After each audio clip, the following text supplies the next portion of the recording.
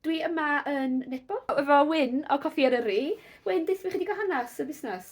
Nath y busnes gychwyn yma yn Nebo yn 2019.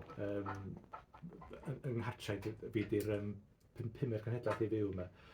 Ro'n i wedi bod yn rhostio coffi fi'n hun ers, ys 20 mlynedd, mae'n siŵr cyn hynny. So oedd y busnes o gynna i ddiddordeb ynddo fo, so... O, na di. O'n i'n gallu werthu'n Tafod i lle.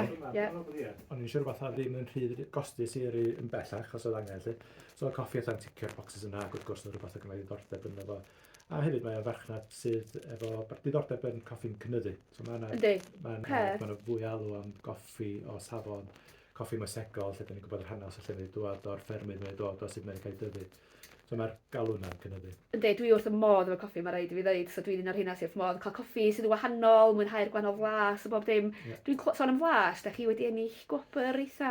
Do, reit ffodus, ges i ennill efo Great Taste Awards, ges i ennill gwobr o hwnnw am Llanrhost. Un o'r blends cyntaf nath ni ddatblygu. Da ni ddatblygu ar gyfer Steddfod Llanrwst.